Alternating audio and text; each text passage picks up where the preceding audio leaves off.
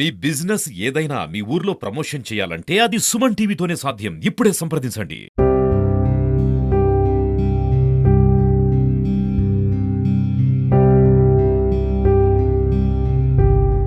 నమస్తే సార్, మీ పేరు? ప్రభాకర్ నాయుడు. చెప్పండి సార్, భువనేశ్వర్ అమ్మగారు వస్తున్నారు పరామర్శించడానికి. అదే మేడం, మేము పోయిన వారి నుండి ఫస్ట్ నుంచి మేము టీడీపీకి అండగా ఉన్నాము.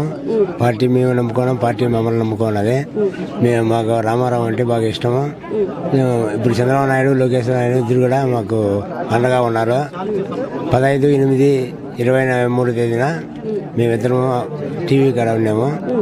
టీవీ బెయిల్ రద్దు అయిందని చెప్పి టీవీ వార్తలకు ఆనింది, పడిపోయింది.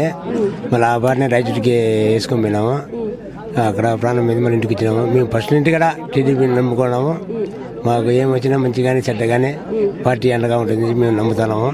ఇప్పటికీ నమ్ముతాము, రేపు వచ్చే దాంట్లో కూడా మేము నమ్ముతాము. భువనేశ్వర నమ్మకం బట్టి మా ఇంటికి వస్తుంది. దానికి మేము అంతా సంతోషపడుతున్నాం.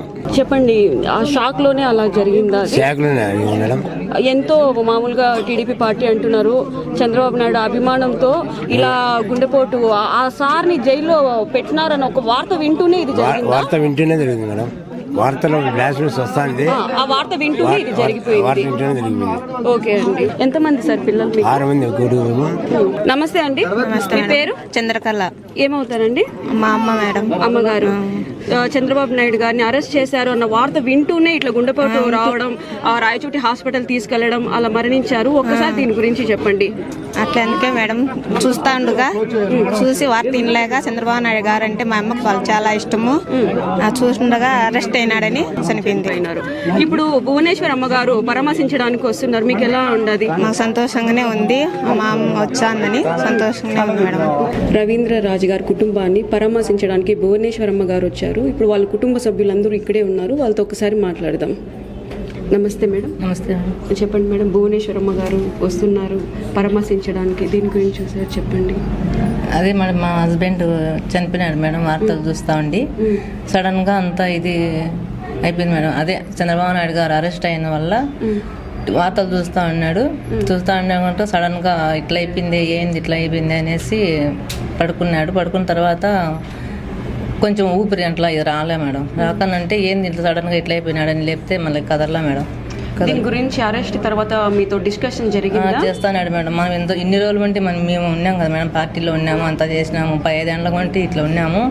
మనకి ఇట్లా జరిగింది ఆయన కానీ అది తట్టుకోలేక అలా ఇది అయిపోయినాడు మేడం.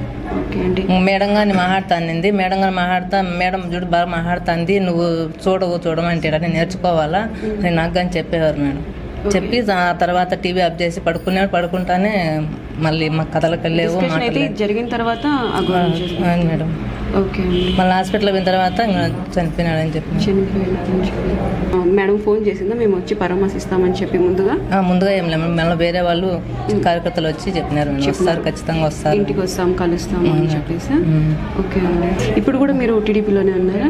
ఇప్పుడు నాయకుల, ఇప్పుడు కార్యకర్తలు? ఇప్పుడు మీరు ఏం లేదు, మామూలుగా పెద్దవాళ్ళు ఉన్నారు, మా మామయ్య వాళ్ళందరూ ఉన్నారు. మళ్ళీ తర్వాత ఈయన ఎంటీసీగా ఉన్నారు, అది దాంట్లో అగనెస్ట్గా ఓడిపోయినాం మేడం. వాళ్ళు అంతా ఇది అయిపోయినారు. తర్వాత మళ్ళీ ఎప్పుడు మేము ఈ పార్టీలోనే ఉన్నాము. మాకు ఏదో ఒకటి హెల్ప్ చేయాలి మేడం ఖచ్చితంగా. ఓకే అండి. మీకు పిల్లలు ఉన్నారు? 3 మేడం. 2 పాపలు, 1 బాబు. పాప చదువుకుంటుంది, పెద్ద పాప బీఫార్మసీ అయిపోయింది, బాబు బీటెక్ అయిపోయింది. నమస్తే. మీ పేరు? నవ్య. ఏం చదువుతున్నారు? బీఫార్మసీ అయిపోయిందండి. భువనేశ్వరమ్మ గారు వస్తున్నారు, ఇన్ఫార్మ్ అయింది? వచ్చినారా మీరు అక్కడ నుంచి? ఎక్కడ చదువుకుంటున్నారు? తిరుపతి మోహన్ బాబు యూనివర్సిటీ. ఓకే. ఇప్పుడు పరామర్శించడానికి వస్తున్నారని మీరు వచ్చారా ఇక్కడ? తిరుపతి నుంచి ఇక్కడికి వచ్చారు. చెప్పండి, నాన్నగారు ఇలా అయ్యారు కదా, ముందుగా మీతో ఏమైనా మాట్లాడి డిస్కషన్ చేశారా? నేను కాలేజ్లో ఉన్నానండి, నాతో అయితే ఏం మాకు చివరి మాటలు కూడా ఏం లేదు. సడన్ గా జరిగిపోయింది. మమ్మీ ఒకరే ఉన్నారు, మమ్మీతో మాట్లాడుతూ ఉన్నారు. న్యూస్ గురించి ఏదో మాట్లాడుతూ ముందు ఆయన హౌస్ అరెస్ట్ అప్పుడు కూడా హౌస్ కూడా తీసుకున్నప్పుడు కళ్ళల్లో నీళ్లు పెట్టుకోవడం, అలా ఎప్పుడు బాధపడుతూ ఉండడం, అలా ఎప్పుడు ఉండేదండి. ఎప్పుడు ఆలోచించుకుంటూనే ఉండేవాడు. ఇంకా అది జరిగిన దగ్గర నుంచి ఇంకా ఎక్కువ మదన పడుతూ ఉండేవాళ్ళు. ఇంకా సడన్గా అలా అయిపోయింది. మాకు చివరి మాటలు కూడా లేవు మాతో అయితే. అభిమానం అలాంటి ఎలక్షన్స్కి కూడా ట్రై చేశారు, కాకపోతే అప్పుడు కాంగ్రెస్ పార్టీ వాళ్ళు దొంగ ఓట్లంతా కౌంటింగ్లో ఏదో అయిపోయి మా తాతయ్య వాళ్ళు కూడా పాల్కొండరాయుడు వాళ్ళ తమ్ముడితో బిజినెస్లో ఉన్నారండి. చాలా చాలా కాలం నుంచి తెలుగుదేశం పార్టీలోనే ఉన్నాము, దానికే కట్టుబడి ఉన్నాము. సడన్గా అలా జరిగింది. ఇప్పుడు పరామర్శించడానికి భువనేశ్వర్ వస్తున్నారు. ఓకే అండి. మీ పేరు? నితీష్. నితీష్. చెప్పండి సార్, ఇలా అభిమానంతో ఇలా జరిగింది, ఈ న్యూస్ వింటూనే నైటే ఇలా జరిగింది అంటున్నారు, చెప్పండి దీని గురించి ఒకసారి. ఏం లేదండి, వాళ్ళు పాస్ట్ 35 నుంచి తాత వాళ్ళు కానీ నాన్న వాళ్ళు కానీ ఎప్పుడు టీడీపీ పార్టీ కోసం చాలా పనిచేశారు.